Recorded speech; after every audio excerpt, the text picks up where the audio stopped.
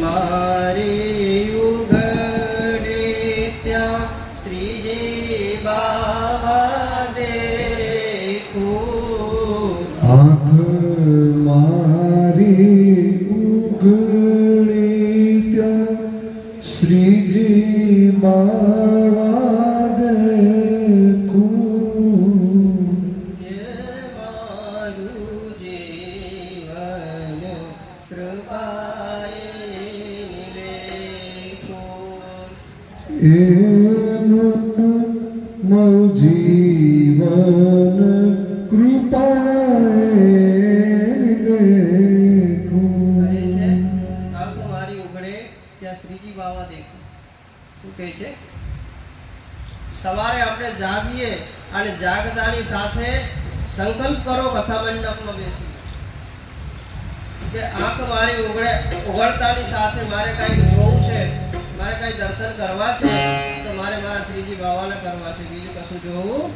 આંખ મારી ઉઘડે તે શ્રીજી બાવા.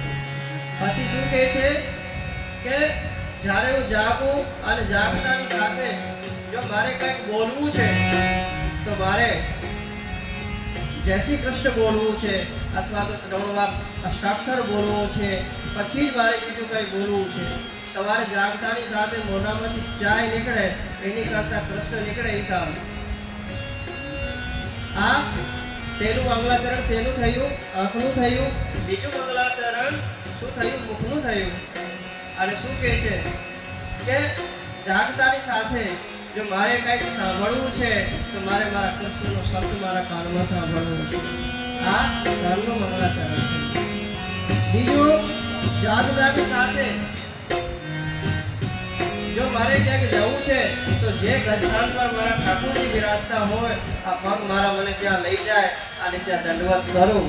એ આ દેહીનું મંગલાચરણ છે. સમજાય છે ને?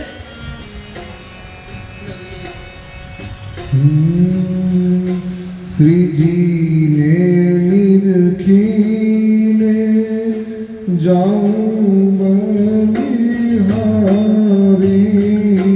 હાથનું પાડા બાહે બાજુ બંધ.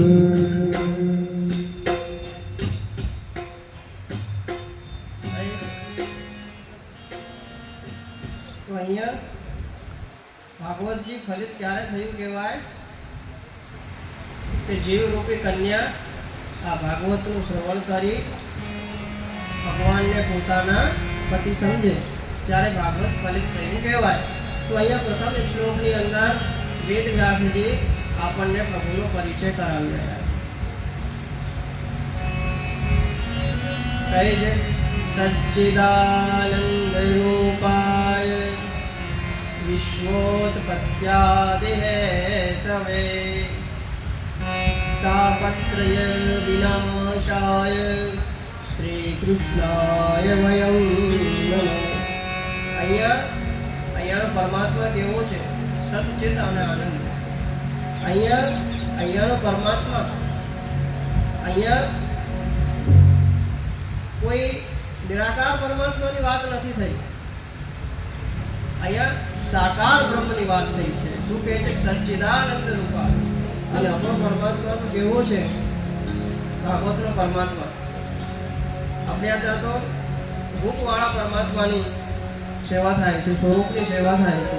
આપણા બેઠકજીના ચરિત્રમાં પણ મૌલાબનની જે બેઠકજી જે છે તો જ્યારે મુગલોનું જ્યારે આક્રમણ થયું અને ત્યાં એક ગાય છે, એ મુગલો એ ગાયને તોડવા માટે આવ્યા, મંદિરને તોડવા માટે જ્યારે આવ્યા અને ત્યારે બધા લોકોને એમ થયું કે આ તો અમારી આસ્થાનું કેન્દ્ર છે, આને તોડશે.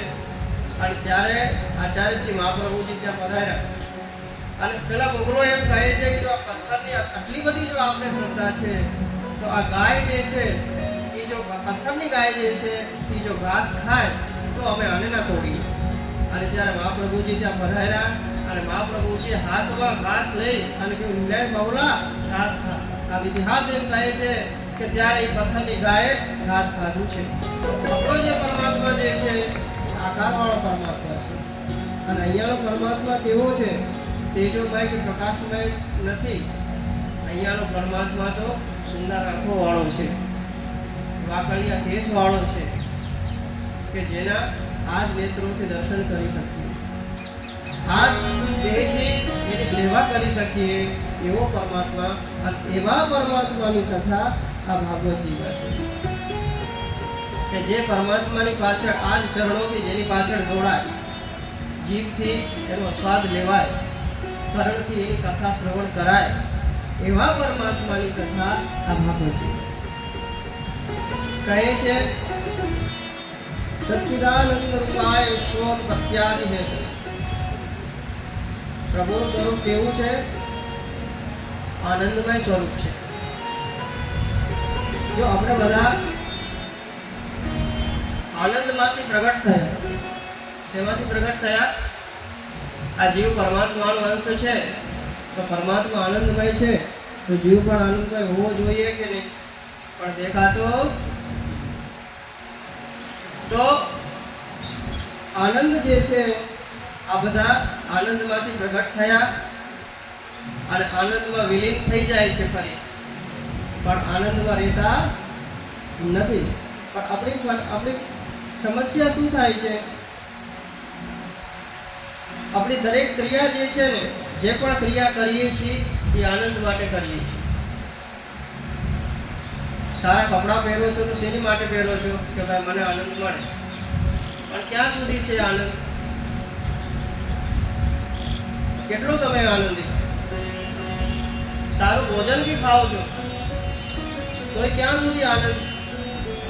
કે ભાઈ જ્યાં સુધી મળ્યું નથી અથવા તો ખાધું નથી ત્યાં સુધી. તો આ બધા આનંદ જે છે એ આનંદની સીમા છે.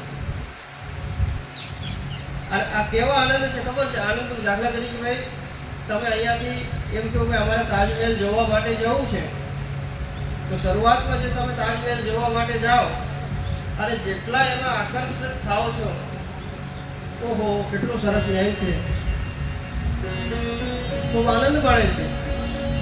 બીજી વાર જાઓ, ફરી બીજી વાર જવાનું થાય તો શું થાય? આનંદનું લેવલ જે છે એ થોડું નીચું આવે.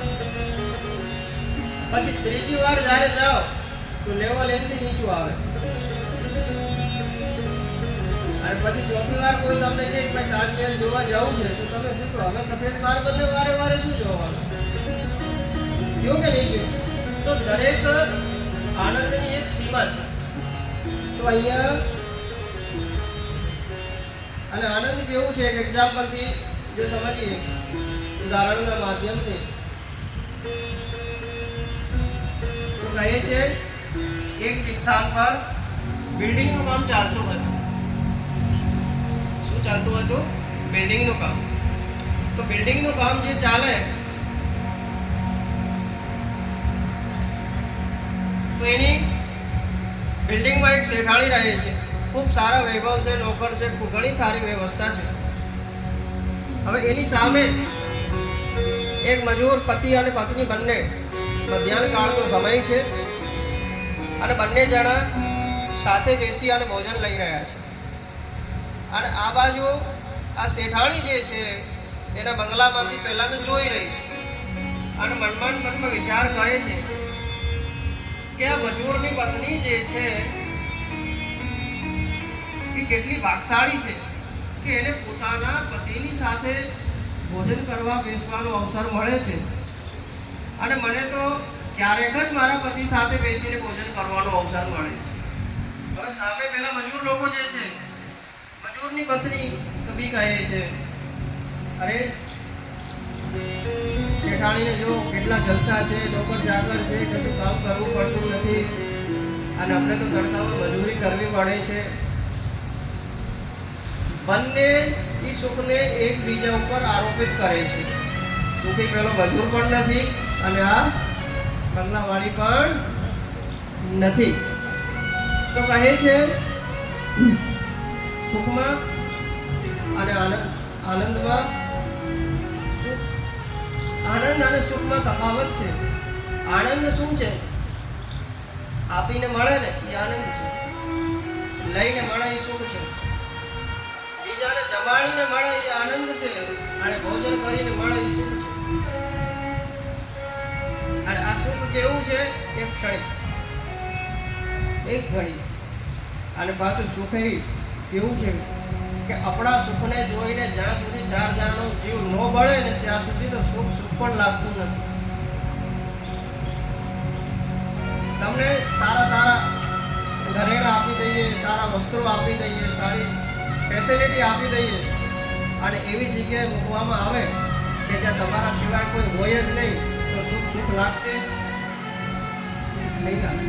કારણ કે એ સુખને જોનાર ચાર જણા હોય અને એ એમ કે આની પાસે છે અને મારી પાસે નથી, ત્યારે તમને એવું થાય હવે શું થાય કે હવે નથી. તો અહીંયા કેવા પરમાત્મા છે ભાગવતજીમાં? સુંદર આંખો વાળું છે. તો પેલા શું બતાવ્યું છે? સચ્ચિદાનંદ રૂપાય, કે પ્રભુનું રૂપ કેવું છે? તો કહે છે આનંદમય રૂપ છે. હવે રૂપ સારું હોય, લગ્નની વાત ચાલે ને, રૂપ સારું હોય અને કામ સારા ન કરે તો પણ મજા ન આવે. તો ભાઈ શું કહે છે? કામ શું કરે છે? તો કહે છે વિશ્વોત્પત્યાદિ હેતવે, વિશ્વની ઉત્પત્તિ, સ્થિતિ અને લય કરે છે.